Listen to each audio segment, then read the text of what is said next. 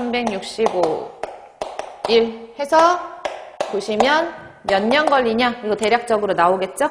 계산을 해보시면은 200 나누기 0.4를 먼저 하시면 4분의 2000이니까 한 얼마 정도 되냐? 이렇게 되잖아요? 4분의 2000 하면 2는 4, 1000, 500. 500 나오나? 그치? 500. 그럼 계산하면은 여기서 500에서 대략 400 정도 나눠준 거라고 생각하면 한 계산하면 1.4년 정도 나오거든요. 그래서 약 1.4년 정도 걸린다. 이렇게 보시면 되겠죠. 되셨죠? 그래서 달시의 법칙 실제 유속 계산해서 그걸 가지고 얼마만큼 떨어진 지점에 도달하는 시간을 계산하는 문제였어요. 3번. 4번 볼까요? 매립지로부터 침출수 유출을 방지하기 위해서 방법으로 가장 적절한 것은 단 매립지의 물의 이동을 나타내는 달시의 법칙을 기준으로 한대요. 침출수라는 것은 매립지 내에 존재하는 물이 바깥으로 새나가는 걸 말하는 거잖아요. 그렇죠? 침출수가 유출을 방지하려면 만약에 지하수라고 했을 때 이 침출수가 바깥으로 유출이 방지되려면 속도가 어때야 돼요? 느려야 되거든요. 그러면 여기서 문제상에서 말하는 거는 달시의 법칙 기준으로 해서 이 침출수가 빠져나가는 이동하는 속도가 작게 하려면 어떻게 해야 되냐? 그거 물어보는 거잖아요. 단 달시의 법칙을 이용해라 라고 했으니까 달시의 법칙에 따라서 공식 써볼까?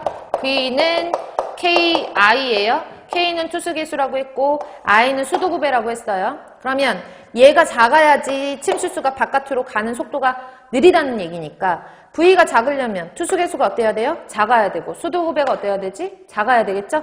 그러면 투수계수와 수도차가 둘 다 모두 감소해야 된다라는 걸 찾으시면 되겠죠. 정답은 3번이네요.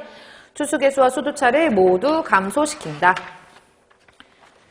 5번으로 넘어갈게요. 지하수 상하류 두 지점의 수도차가 1.2m, 수평거리가 400m, 투수계수가 250m/day일 때 대수층 두께 5m, 2m짜리의 지하수 유량은 얼마인가? 라고 했어요.